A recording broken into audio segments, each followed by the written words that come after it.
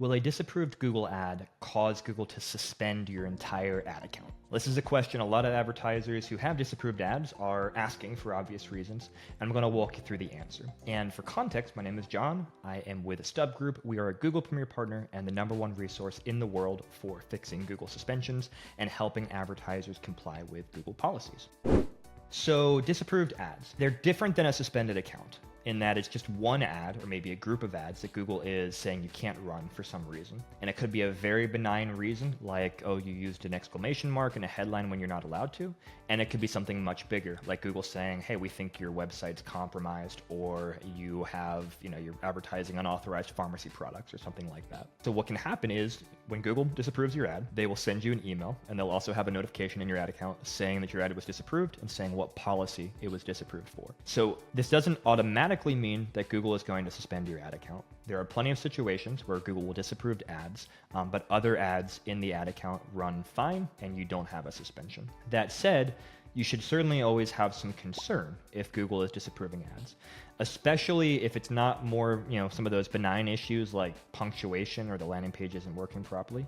And if it's bigger picture issues like concerns with the products that you're advertising or saying your website is compromised or things like that, because that could mean a suspension is coming, especially if you don't fix the issue that Google is pointing out. No, you don't have to automatically be concerned that, hey, just because I got an ad disapproved means Google will suspend my account. But you should absolutely try to fix any disapprovals as quickly as possible to show Google that you're on top of things and to not let disapprovals pile up. Because if you have lots and lots of disapprovals pile up over time and you're not addressing them, you're not fixing them, then that's a bad signal to Google that you're not trying to operate within the confines of their platform and that you're not a good advertiser. And that could potentially lead to an account suspension. So you definitely want to stay on top of your disapproved ads. And then another nuance I'll add to this is that there are many businesses that operate in areas where Google is very prone to disapprove ads. Some things that come to mind would be in the cryptocurrency space, anything in the health space, anything that's associated with government documents and services, and plenty of other examples as well. And so what often happens with these types of accounts is that Google's systems, their automated systems, are very, very trigger happy.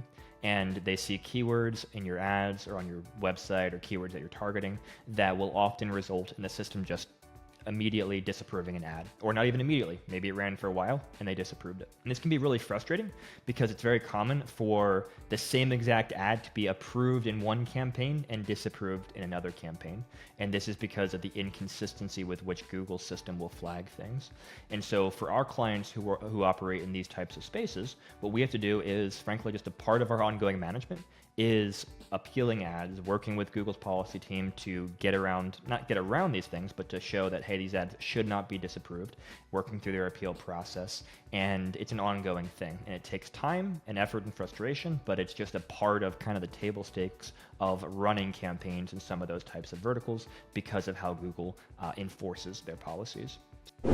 Hope this was helpful to you. If you have disapproved ads that you're trying to fix or a suspended account that you're trying to get back online or anything along those lines, we'd love to help. Please reach out through stubgroup.com and let's see how we can get your problem solved for you.